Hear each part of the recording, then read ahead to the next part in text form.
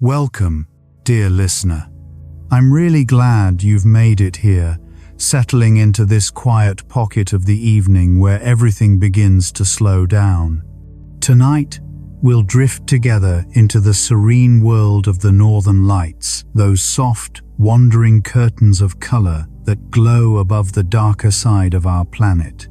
Before you let your thoughts loosen and sink toward rest, feel free to like, subscribe, or leave a gentle comment if you'd like. Your small gesture helps this peaceful space continue to grow.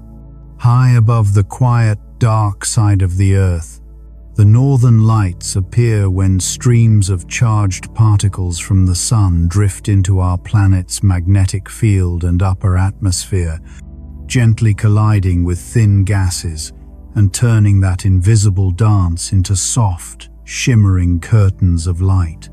When powerful solar storms such as coronal mass ejections or strong solar flares erupt from the Sun, they can send especially dense clouds of particles toward Earth, making the lights grow brighter, more active, and visible across a much wider stretch of the night sky than usual.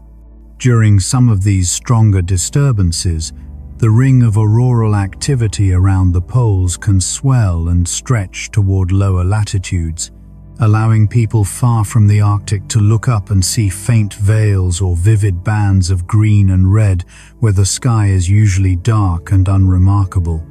The most familiar glow of the Northern Lights is a soft green, created when energetic electrons from space strike oxygen atoms about 100 to 300 kilometers above Earth's surface, leaving them briefly excited before they relax and release their energy as gentle green light.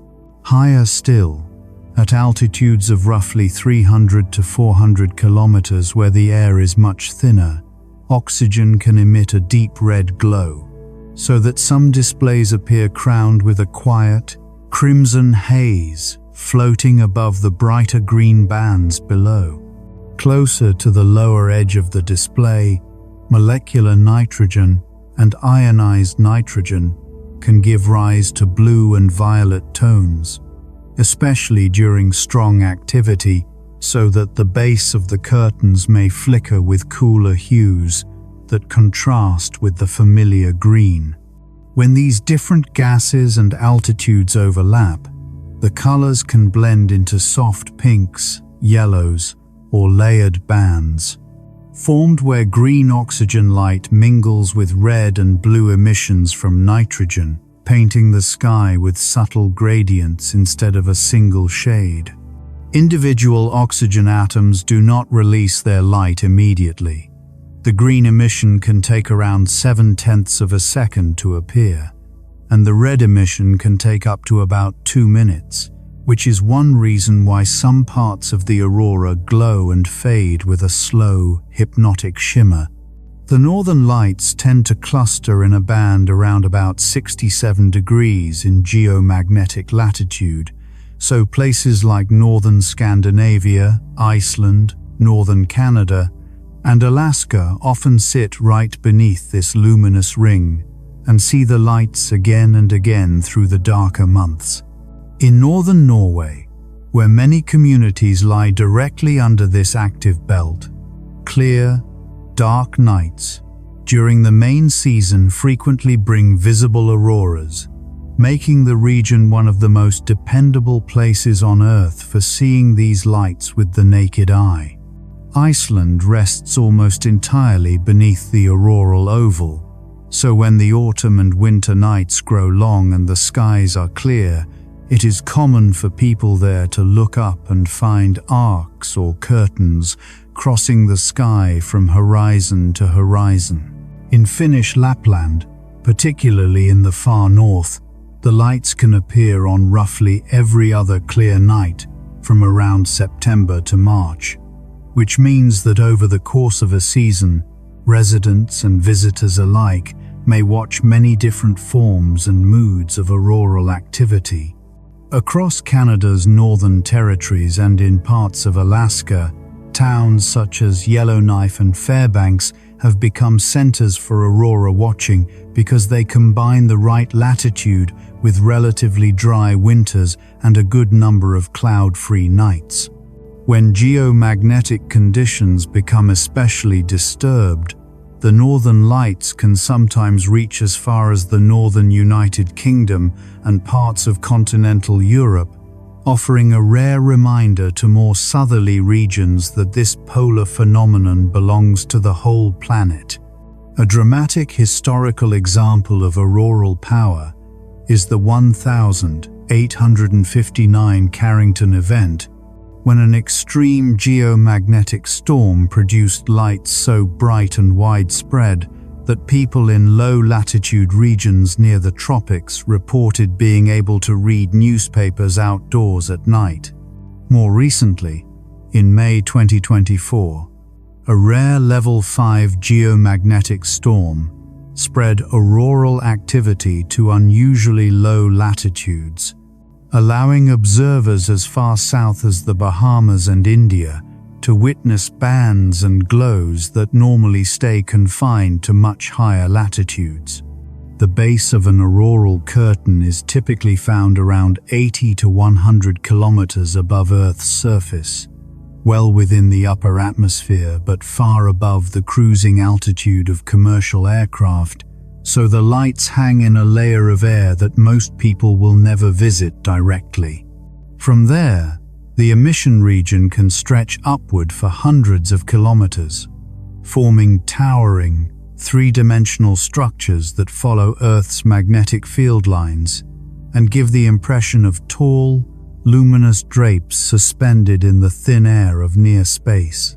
Seen from below, these displays may manifest as sharply defined arcs and curtains, known as discrete auroras, or as broader, softer glows called diffuse auroras, whose hazy light seems to wash across large swaths of the sky with fewer clear edges.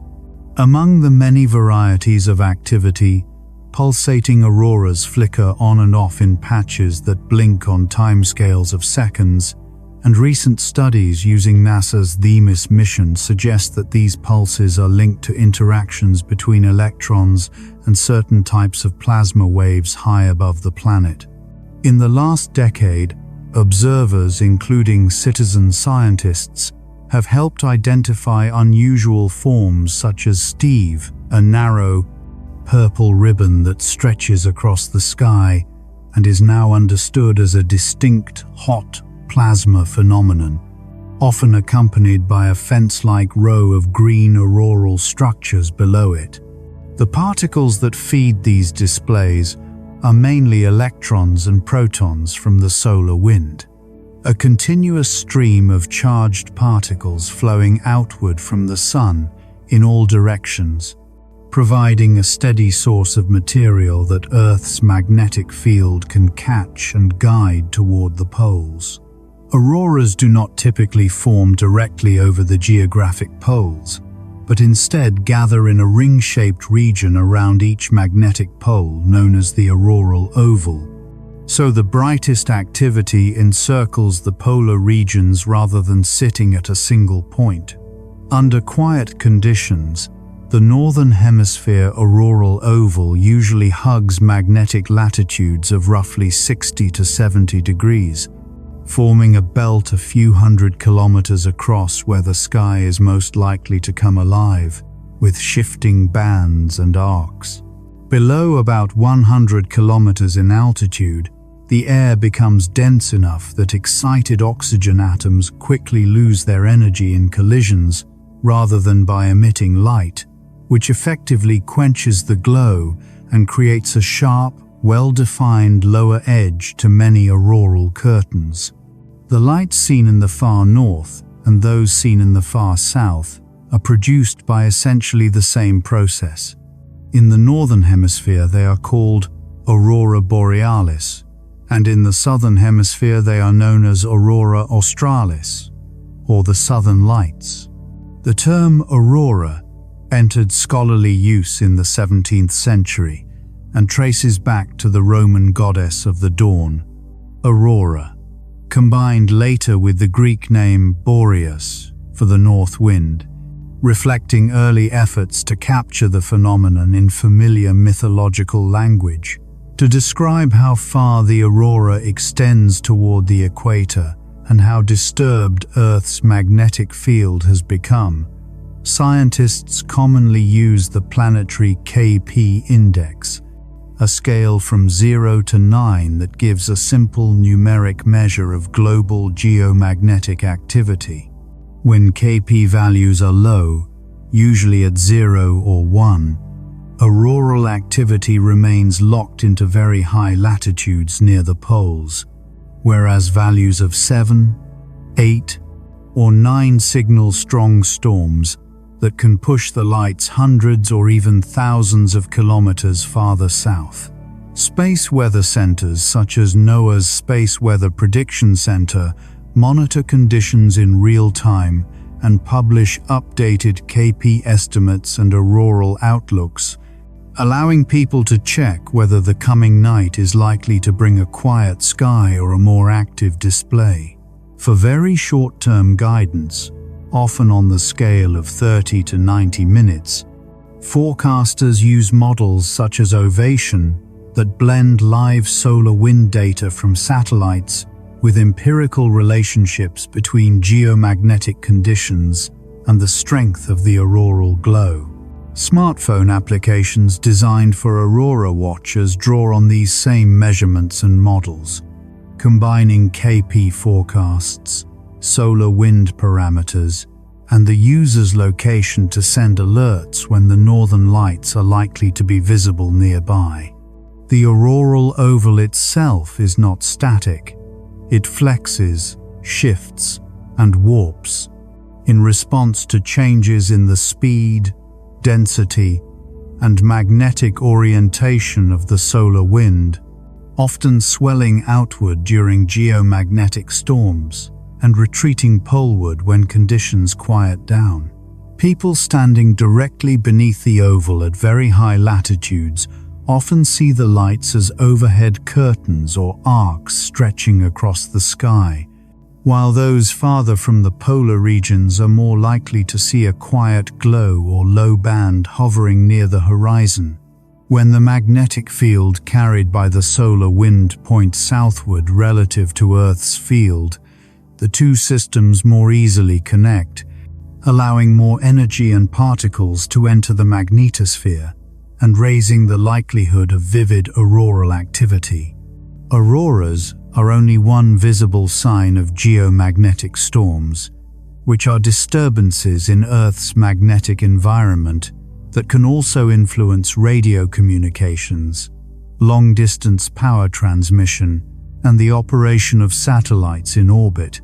Over the course of the Sun's roughly 11-year activity cycle, geomagnetic storms become more frequent around the peak and the following years, so auroras tend to appear more often and at lower latitudes during those active phases than during quieter solar minima. Auroral light is an example of airglow, produced when atoms and molecules high above Earth's surface return from excited states to lower energy levels and release photons at specific, characteristic wavelengths. Discrete auroral arcs, the well-defined bands that can ripple and twist across the sky, are frequently linked with so-called Alfvénic processes that accelerate electrons along magnetic field lines, allowing them to deposit energy in narrow, dynamic regions of the upper atmosphere. Broader, washed-out patches known as diffuse auroras are more closely tied to scattered particles in the magnetosphere and can spread over large areas with fewer visible structures, sometimes remaining so faint that the human eye has trouble distinguishing them from thin cloud. Another variety, called proton auroras, arises when energetic protons from the magnetosphere capture electrons as they plunge into the atmosphere and then emit light as hydrogen atoms, often appearing at slightly lower latitudes than the more common electron-driven displays. Stable auroral red arcs, or SAR arcs, are long-lived, deep red bands that form equatorward of the main bright auroral zone during major geomagnetic storms and are associated with heat being dumped into the upper atmosphere over extended periods. The two auroral ovals around Earth's poles are not always mirror images of each other. Differences in Earth's magnetic field and variations in the solar wind can cause the northern and southern lights to differ in shape, location, or brightness at any given moment. To follow all of this activity from the ground, researchers deploy ground-based all-sky cameras across the Arctic and other high-latitude regions, capturing continuous, wide-angle views of the entire sky that can be replayed as time-lapse sequences. Many auroral research networks pair these cameras with sensitive magnetometers, so changes in the brightness and form of the lights can be compared with subtle variations in Earth's magnetic field measured at the surface. NASA's Themis mission uses 5 satellites together with dozens of ground observatories across North America to investigate where and how geomagnetic substorms begin, tracing the chain of events that leads to sudden brightening and motion in the aurora. Findings from Themis show that many substorms are triggered in a particular region of Earth's magnetotail, far downwind from the planet, where stretched magnetic field lines suddenly reconnect and release stored energy that then races back toward Earth. The Canadian ground-based observatories network stretches from one side of the Arctic to the other, and together with stations in Alaska and Greenland, it forms one of the most comprehensive imaging systems for watching the northern lights unfold across the polar sky. Spacecraft such as ESA's SWARM mission measure Earth's magnetic field in fine detail, helping scientists refine models of how energy from the solar wind couples into the magnetosphere and drives the intricate structures of arcs, patches, and ripples in the aurora. Because the northern lights are powered by electric currents, magnetic fields, and moving plasmas that are difficult to reproduce in laboratories, they serve as a natural experiment in space physics, allowing scientists to study fundamental processes by simply looking up. A clear, dark night is essential for viewing the northern lights, and travelers at high latitudes are often encouraged to plan several evenings outdoors because the weather, cloud cover, and geomagnetic conditions all need to align before the sky reveals its glow. In many Arctic destinations, the prime viewing season begins in late August or September and lasts through March or early April, a time when the nights grow long enough for the darkness to show the delicate shapes and colors drifting overhead. Some regions above the Arctic Circle experience the polar night, a period of continuous darkness lasting weeks, which greatly increases the number of hours each day when auroras can be seen if the sky remains clear.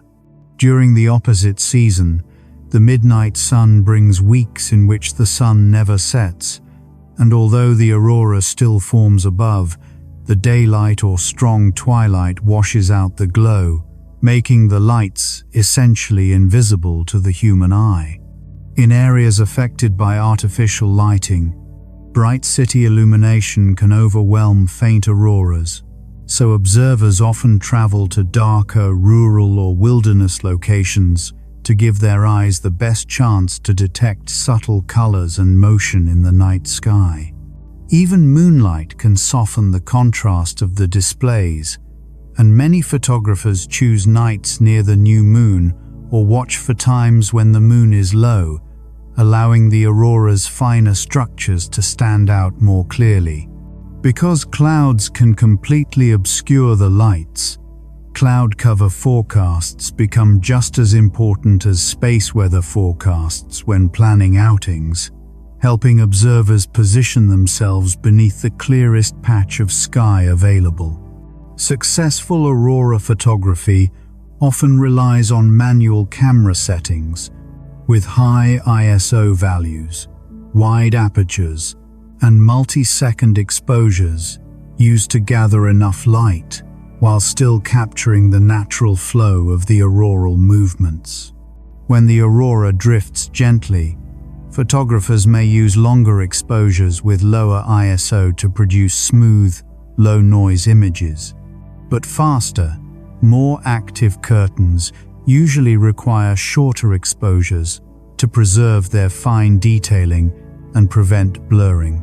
A sturdy tripod becomes essential for this kind of long exposure work, since even the faintest vibration or breeze can cause the stars to streak and the auroral structures to smear across the photograph. For many visitors, viewing the northern lights is part of a wider winter experience, and tour operators frequently pair aurora excursions with dog sledding, snowmobiling, reindeer encounters, and stays in ice hotels or glass igloos designed for comfortable night sky watching. Some Arctic hotels are built with large panoramic windows or transparent roofs, allowing guests to observe the lights without venturing out into extreme cold, creating a cozy, sheltered experience beneath the shimmering sky. In Tromsø, a city well within the auroral belt, Northern Lights tours have become a major sector of the local economy, offering options ranging from large guided buses to small group photography-focused outings. Swedish Lapland promotes itself as a premier aurora destination, combining a stable winter climate, low humidity, and relatively clear skies with its position beneath the active part of the auroral oval. In northern Scotland and the surrounding islands, the lights carry traditional names such as Mirri dancers, reflecting centuries of cultural familiarity with the phenomenon and the stories used to describe it. Among the Sami people of northern Scandinavia, the lights were traditionally regarded with a mixture of respect and caution, and it was believed that drawing attention to them through waving or whistling could bring misfortune. Some Sami stories link the aurora to spirits or otherworldly beings, encouraging quiet reverence whenever the lights appeared across the winter sky. Inuit groups across the Arctic have many auroral legends, including interpretations of the lights as spirits playing a celestial game, sometimes imagined with a walrus skull or other symbolic object passed between them. Greenlandic stories also describe the lights as the dancing spirits of children who died young, giving a gentle and comforting meaning to the motions that ripple across the polar night.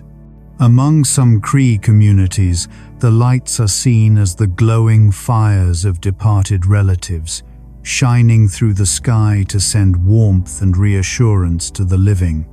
In Norse mythology, one interpretation imagined the aurora as reflections from the shields and armor of Valkyries or ghostly warriors riding across the heavens. Another Norse view connected the lights to the Bifrost Bridge, a glowing archway thought to link the world of humans with realms of the divine. In parts of medieval Europe, unusual auroral activity seen at lower latitudes was sometimes written down as an omen, associated with moments of upheaval, conflict, or other significant events.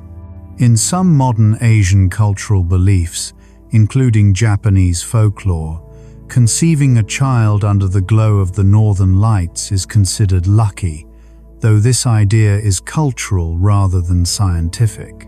Across many indigenous and local traditions, there are taboos about pointing at the lights, making noise, or otherwise drawing undue attention to them, reflecting a shared sense of reverence across distant cultures. Scientific understanding of the aurora began to advance rapidly in the 19th century, when researchers first recognized that auroral activity corresponded closely with measurable geomagnetic disturbances on the ground. Early scientists such as Elias Loomis and Sophus Tromholt compiled careful records of auroral sightings, revealing that the lights tend to cluster in specific latitude bands rather than appearing randomly across the globe. With the arrival of the space age, satellites provided direct measurements of energetic particles and currents, confirming that streams of accelerated electrons traveling along magnetic field lines create much of the visible structure within auroral arcs. Modern studies show that auroral activity is strongly linked to magnetic reconnection in Earth's magnetotail, where stretched magnetic field lines can snap and reorganize, releasing energy that rushes toward Earth and powers bright auroral displays. As the aurora forms, it heats and ionizes parts of the upper atmosphere, temporarily altering atmospheric density and influencing how radio waves and satellite signals travel through the ionosphere. High-frequency radio communications can be disrupted during strong auroral events, as energetic particles and enhanced ionization interfere with the reflective layers of the atmosphere that such signals rely on. Powerful geomagnetic storms can drive electric currents into long power lines and pipelines, known as geomagnetically induced currents, which may strain transformers and other infrastructure components. Navigation systems such as GPS can lose accuracy during geomagnetic disturbances, because changes in the ionosphere affect how satellite signals bend and travel through the atmosphere. Airlines that operate transpolar routes keep close watch on space weather forecasts, since strong geomagnetic storms can increase radiation exposure at high altitudes and interfere with radio links used for communication. Despite their intensity in the sky, typical auroral events pose no direct danger to people on the ground, because the energetic particles responsible for the glow deposit their energy high above where humans live. In extremely rare cases, strong geomagnetic storms correlate with slight increases in certain health statistics, such as cardiovascular stress, though these effects are likely indirect and related to technological disruption or environmental stress rather than the aurora itself. There is no evidence that auroras produce harmful radiation at ground level, as the visible emissions that reach observers are similar in intensity to other natural sources of nighttime illumination. Many people report positive emotional effects when observing the northern lights, noting that the experience can evoke a sense of awe, connection, and calm that contributes to well-being. For centuries, there have been occasional reports of faint sounds accompanying the aurora, described as soft crackles or rustles, though such experiences are rare and have historically been difficult for scientists to confirm. Recent research suggests that under very specific atmospheric conditions, tiny electrical discharges near the ground may create faint, audible sounds that align with auroral activity overhead. The northern lights are not limited to visible wavelengths. They also emit ultraviolet, infrared, and even X-ray radiation, which can be captured using specialized instruments on satellites and telescopes. Ultraviolet auroras have been documented on Earth as well as on giant planets such as Jupiter and Saturn, offering scientists insight into the magnetic fields and atmospheric conditions of those distant worlds. The Hubble Space Telescope has captured vivid images of Jupiter's powerful auroras, which far surpass Earth's in strength and are heavily influenced by Jupiter's enormous magnetic field and the volcanic activity of its moon Io. Jupiter's auroras include persistent features such as dawn storms, which brighten dramatically as the planet rotates, demonstrating how auroral processes respond to rapidly changing planetary magnetospheres. Saturn also hosts auroras around its poles, and observations from both Hubble and the Cassini spacecraft have allowed scientists to study how Saturn's auroral activity responds to varying conditions in the solar wind. The James Webb Space Telescope has recently imaged auroral activity on Neptune, revealing that its lights can appear at mid-latitudes rather than being confined to the poles, offering new insight into Neptune's unusual magnetic field. Neptune's auroral patterns are shaped by its complex and tilted magnetic field, which does not align with its rotation axis, creating auroral activity that shifts and behaves differently from the light seen on more magnetically aligned planets. Mars also exhibits auroral phenomena, though they differ from Earth's because Mars lacks a global magnetic field. Instead, auroras form around localized crustal magnetic regions and are often observed in ultraviolet wavelengths. Aurora-like emissions have been detected on Venus and on some exoplanets, showing that wherever energetic particles and magnetic fields interact with an atmosphere, similar light displays can occur. Studying auroras across the solar system helps scientists explore how magnetospheres function under different planetary conditions, offering broader context for understanding Earth's own auroral processes. The brightness of an earthly aurora is modest compared with the most intense planetary auroras. Jupiter's, for example, can be hundreds of times more energetic, shaped by its immense magnetic field and rapid rotation. Auroral emissions on Earth take place mainly in the thermosphere and ionosphere, where the air is thin enough for excited atoms and molecules to emit their light before colliding with others. The typical altitude range of visible auroras overlaps with the orbital paths of many low Earth orbit satellites, providing spacecraft with opportunities to fly through and directly measure auroral emissions as they pass overhead. Astronauts aboard the International Space Station often photograph auroras from above, capturing the lights as sweeping, luminous ribbons that wrap around Earth's poles and drift across the planet's night side. Auroras can take many forms: arcs, bands, rays, patches, spirals, and coronas, each shaped by the flow of particles and the structure of Earth's magnetic field at the time. An auroral corona appears when perspective makes the rays of an aurora seem to converge above the observer, producing an effect similar to railway tracks meeting in the distance, often creating one of the most dramatic overhead displays. Rayed auroras form when falling particles trace individual magnetic field lines, creating thin vertical streaks that give the aurora a three-dimensional, textured appearance.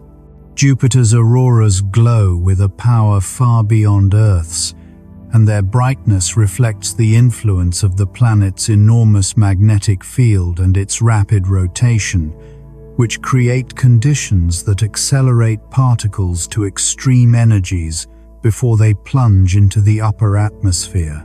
On Earth, auroral emissions take shape, mainly in the thermosphere and ionosphere, where the thin air allows excited atoms and molecules to release their light before colliding, creating the soft ribbons and curtains that stretch across the night sky. The altitude range where these lights appear overlaps with the orbits of many low Earth orbit satellites, allowing spacecraft to pass directly through active auroral regions and measure the properties of the particles responsible for the glow. Astronauts aboard the International Space Station often capture photographs of these luminous structures from above, revealing sweeping arcs that curve around the planet and give a perspective impossible from the ground. Auroras are capable of forming in a wide variety of shapes, including arcs, bands, rays, patches, spirals, and coronas, each one shaped by subtle differences in particle motion, magnetic geometry, and atmospheric conditions. A coronal aurora forms when the arrangement of rays seems to converge above the observer, creating a vivid impression of a radiant point overhead, shaped largely by perspective and the alignment of countless vertical beams. Rayed auroras arise when the falling particles trace thin columns along magnetic field lines, giving the display a textured and almost sculpted appearance as the light seems to hang in vertical threads through the sky. During strong substorms, auroral structures can move quickly, forming waves, folds, and sudden brightening, reflecting the rapid reorganization of electric currents deep in Earth's magnetosphere. A typical substorm begins with a quiet, stable arc that suddenly intensifies and breaks apart into complex shapes, accompanied by simultaneous changes in magnetic measurements at the surface and injections of energetic particles in space. The exact point where a substorm begins often lies far down the magnetotail, and locating it requires multiple spacecraft like those in NASA's THEMIS mission, which are positioned across vast distances to detect the first signs of reconnection. To understand which gases are glowing and at what heights, scientists use spectrometers that measure auroral emissions at specific wavelengths, allowing them to determine the composition and altitude of the radiating atoms and molecules. Incoherent scatter radars send pulses of radio waves into the ionosphere and analyze the returning signal, giving researchers information about temperature, electron density, and motion within auroral regions. As auroral activity increases, it can create irregularities in the ionosphere that scatter radio waves, causing fluctuations known as scintillation, which may distort communication and navigation signals passing through the region. The same energy that fuels the lights also drives strong electrical currents known as auroral electrojets, which flow horizontally through the ionosphere and generate magnetic variations easily detected by sensitive ground instruments. Magnetometers located across high-latitude areas monitor these variations and use them to estimate auroral electrojet indices, providing a measure of geomagnetic activity that complements visual observations. Certain newly recognized auroral forms, such as green spots and dunes, demonstrate that the aurora still holds surprises, and ongoing research continues to identify subtle structures that were previously overlooked. Stable auroral red arcs, along with diffuse auroras, often extend farther toward the equator than the main bright bands, showing that geomagnetic disturbances influence broader regions of the ionosphere than the most vivid lights alone suggest. During strong geomagnetic storms, the boundary of auroral currents can push equatorward to around 45 degrees magnetic latitude, briefly allowing people in densely populated regions to witness faint signs of the aurora overhead. Observers, both amateur and professional, often coordinate through online communities and alert systems, sharing photographs, real-time reports, and location updates that help others know when auroras may be visible. Scientists measure auroral brightness in units called Rayleigh, which quantify faint atmospheric emissions. Typical auroras can reach tens of thousands of Rayleighs, revealing their strength in a measurable way. Spectral studies show that auroral emissions come primarily from a few key wavelengths, including a green line from oxygen at 557.7 nanometers, a red oxygen line at 630 nanometers, and various molecular nitrogen bands that add blue and red hues. Because human vision is more sensitive to green in low light, green auroras often appear brighter and more vivid than red auroras, even when the underlying physical emissions release similar amounts of energy. Camera sensors, however, are more sensitive to red and near-infrared wavelengths, which means photographs can reveal red structures that are difficult for the human eye to detect in real time. Sometimes auroras appear almost white to the eye when they are extremely bright, because the combined emissions from multiple wavelengths stimulate all three types of color receptors in the retina. Long-exposure photographs can capture not only the aurora but also faint stars, Milky Way structure, and the surrounding landscape, allowing a single image to document both astronomical features and atmospheric light. The Space Weather Prediction Center provides guidelines for estimating auroral visibility using the KP index, helping people understand how far south the lights might extend under different levels of geomagnetic activity. According to these guidelines, a KP of 0 places the auroral boundary near 66 degrees magnetic latitude, and each step upward on the scale moves the boundary roughly 2 degrees closer to the equator, reaching around 48 degrees at KP9. Mapping tools and apps use auroral oval predictions to overlay likely visibility zones on geographic maps, giving users a clear sense of where the aurora may appear at any given moment. The NOAA Aurora dashboard provides visual animations showing how the auroral oval has shifted over the past day and what it is expected to look like in the next 30 minutes, offering a dynamic picture of real-time space weather. Many forecasting systems incorporate solar wind measurements from satellites stationed at the about 1.5 million kilometers upstream of Earth, giving observers a 30 to 60-minute preview of incoming geomagnetic changes. Space weather centers issue alerts, watches, and warnings for geomagnetic storms on a scale from G1 to G5, helping the public and industries gauge potential impacts on technology and auroral visibility. A G5 storm represents the most extreme level of geomagnetic disturbance, capable of causing widespread communication issues, but also extending auroral visibility into regions that normally do not experience the lights. National meteorological and space agencies often provide accessible guides explaining how auroras form, helping the public understand the interplay between solar wind, magnetic fields, and atmospheric gases. The Canadian Space Agency and similar organizations publish clear explanations of how various gases at different altitudes contribute to the aurora's shifting palette of greens, reds, blues, and violets.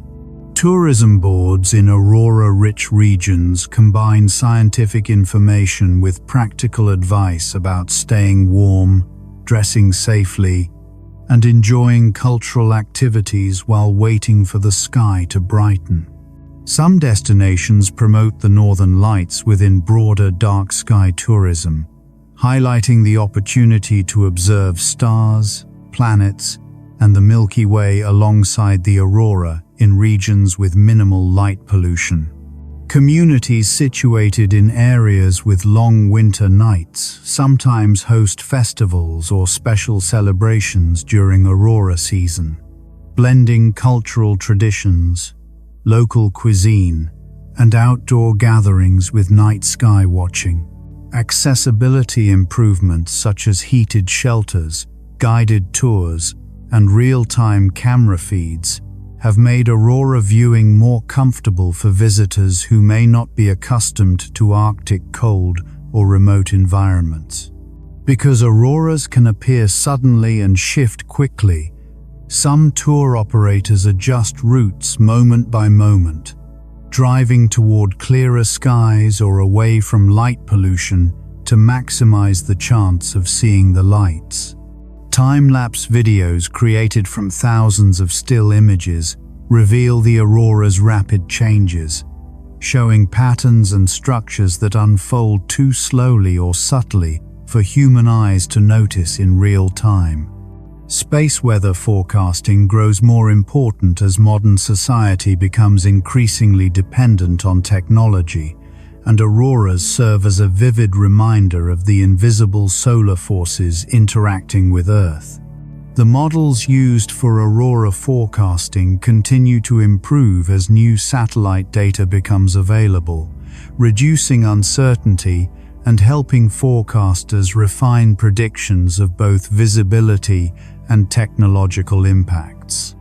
Although auroras are influenced by many fast-changing variables, long-term studies show a consistent connection between auroral frequency and the sun's activity cycle, which helps guide planning for future observing seasons. Researchers study patterns in the solar wind and interplanetary magnetic field in hopes of predicting exceptionally strong auroral events even earlier, extending useful warning times beyond the typical 30 to 60-minute window. Historical accounts of low-latitude auroras recorded in logs and chronicles allow scientists to reconstruct past geomagnetic storms, providing valuable insights into extreme solar events and their potential impacts today. Auroral studies intersect with research on atmospheric structure and climate, because energy deposited during strong storms can alter the chemistry and circulation of the upper atmosphere for short periods. NASA and other space agencies maintain public archives of auroral imagery and space weather measurements, allowing both professional researchers and citizen scientists to analyze trends and past events. Educational programs frequently use the aurora as an entry point into topics such as magnetism, solar physics, atmospheric science, and electricity, illustrating how many fields converge within this single natural phenomenon. Across cultures, the aurora has inspired art, music, photography, and literature, symbolizing the meeting of the earthly and the cosmic and capturing the imagination of countless observers through history.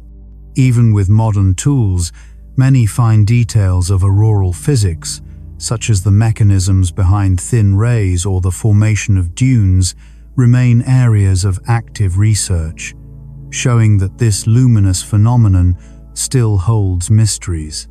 The lights also remind us that Earth is immersed in a dynamic space environment, where changes in the sun's activity can reshape the sky from minute to minute in both subtle and dramatic ways. Auroras remind us that Earth sits within a shifting and energetic space environment, where the sun's changing output can quietly reshape the appearance of our sky in just minutes or hours. As the solar cycle rises and falls over its roughly 11-year rhythm, scientists expect more frequent geomagnetic storms during active years, bringing widespread auroras, but also increasing the risk of space weather disturbances. Efforts to build more resilient electrical infrastructure, especially in high-latitude countries, rely in part on studies of past auroral storms, helping engineers design systems that can better tolerate geomagnetically induced currents. Satellite operators use auroral and geomagnetic forecasts to plan protective maneuvers or place spacecraft into safe modes, reducing the likelihood that sudden increases in charged particles will disrupt their operation. Understanding auroral activity also guides mission planners designing spacecraft that must travel through regions like Jupiter's intense radiation belts, where auroral processes signal powerful particle environments.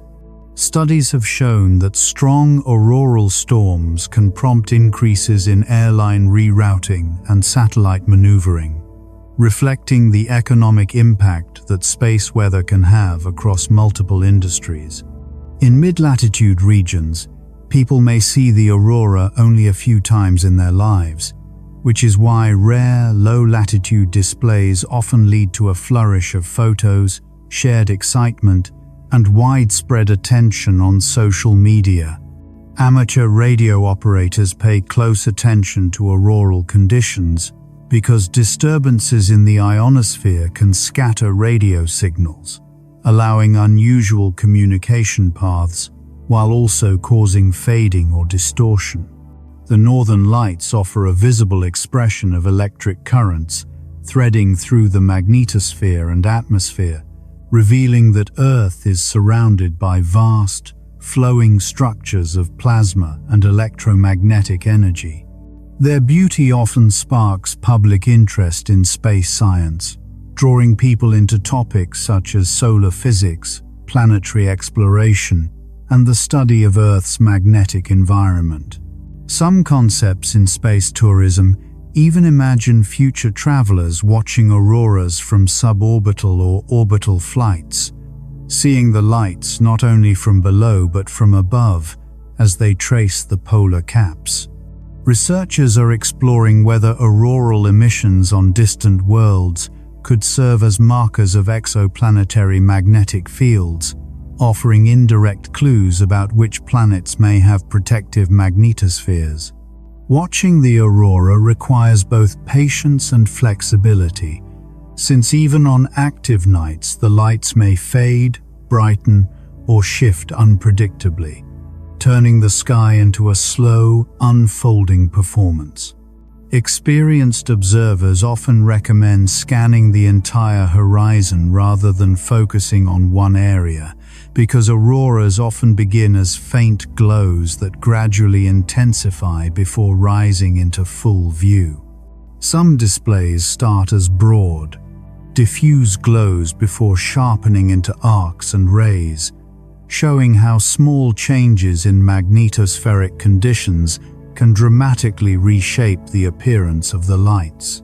Statistical studies reveal that auroral activity tends to peak around local magnetic midnight, a time slightly offset from standard clock time because it depends on magnetic rather than geographic alignment.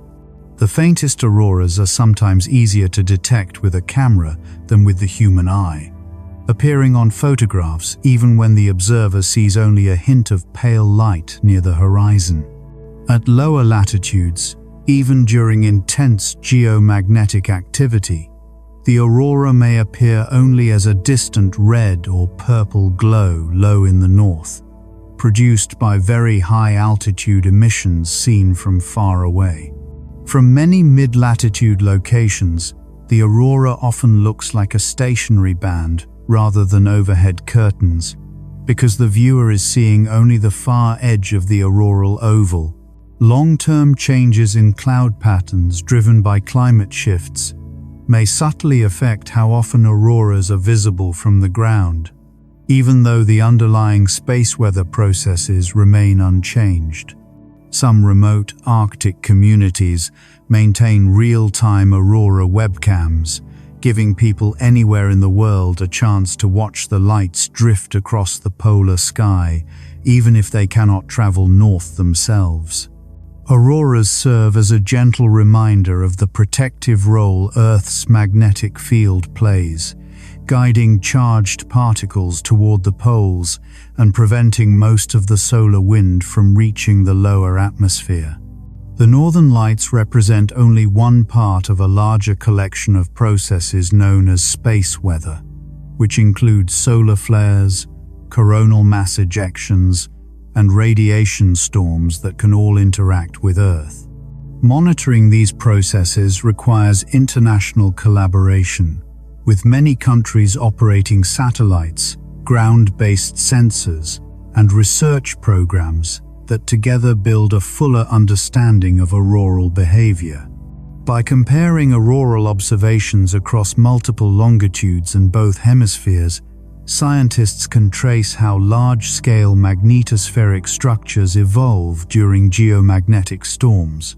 Even during solar minimum, when activity is relatively subdued, the northern lights continue to appear regularly in high-latitude regions, showing that the steady flow of the solar wind never truly rests. Observers hoping to see faint detail often avoid bright screens and headlights, since dark-adapted eyes are much more sensitive to the delicate shapes and colors drifting above. Auroras can stretch across enormous areas of sky, allowing observers hundreds of kilometers apart to witness different portions of the same global structure from different angles. Some auroral arcs align roughly east to west, following lines of constant geomagnetic latitude and revealing the imprint of Earth's magnetic field on the shape of the display. Auroral research has contributed greatly to the understanding of magnetic reconnection and plasma waves processes that govern not only Earth's near-space environment, but astrophysical plasmas across the universe. On some high-latitude flights, passengers may catch glimpses of the aurora from above or from the side, especially during long, dark winter routes that pass close to the polar regions. Strong solar storms that produce vivid auroras can also heat and expand the upper atmosphere, increasing drag on satellites in low Earth orbit and gradually altering their paths. Power companies in high-latitude regions work with space weather centers to anticipate geomagnetic storms, adjusting loads or configurations to protect transformers from damaging currents. Emergency services may experience increased call volumes during severe geomagnetic storms, reflecting the indirect effects that technological disruptions can have on daily life. Because the aurora depends on solar wind conditions, atmospheric composition, and magnetic field structure, even small changes in any of these factors would alter the appearance of the lights. Decades of auroral observations help scientists identify long-term trends in the upper atmosphere, providing additional context for understanding climate and atmospheric behavior. Improving technology such as more sensitive cameras, faster imaging sensors, and more capable satellites allows researchers to observe the aurora with increasing detail, revealing structures once too subtle to detect. High-resolution measurements from ground cameras, satellites, and distant spacecraft allow scientists to link fine-scale plasma processes to vast auroral patterns, creating a deeper, multi-scale understanding of the lights. For casual observers, the northern lights are a serene and magical sight. For scientists, they are a gateway into complex and fundamental processes that shape Earth's space environment. Public attention to the aurora often spikes after major storms or rare low-latitude displays, helping raise awareness of space weather and its effects on modern technology. Auroras recorded in old chronicles provide insight into past extreme geomagnetic events, helping researchers assess how often powerful storms occur and how they might affect current infrastructure. The presence of auroras on several planets shows that wherever magnetic fields and atmospheres meet streams of energetic particles, similar luminous displays can emerge, making auroras a widespread planetary phenomenon. On Earth, the northern lights are among the most photographed natural events, and countless images help researchers document the diversity of patterns and conditions in which they appear. Space weather alerts often encourage observers to look north from dark locations, reminding them that even a faint glow can signal subtle changes in Earth's magnetic and solar environment. Different wavelengths of auroral light penetrate the atmosphere in different ways, So observing the lights through radio, optical, ultraviolet, and X-ray instruments helps build a more complete picture of the processes shaping them. Some research aims to tie specific auroral features directly to structures in the solar wind, such as the boundaries of coronal mass ejections or fast solar wind streams, offering hope for better prediction of geomagnetic impacts. Over many decades, scientists have developed a rich vocabulary terms like substorms, electrojets, proton arcs, and SAR arcs to describe the diverse and complex patterns present in the aurora. Despite all the complexity, the fundamental explanation of the northern lights remains simple. They form when charged particles from the sun collide with gases in Earth's atmosphere and release their energy as light. Ongoing interest in auroras ensures that new tools, collaborations, and educational resources continue to grow, supporting both scientific progress and public appreciation for this gentle celestial display. In the end, the northern lights stand as a visible meeting point between the sun's distant activity and Earth's protective atmosphere, offering a quiet reminder of our planet's place in a much larger cosmic rhythm.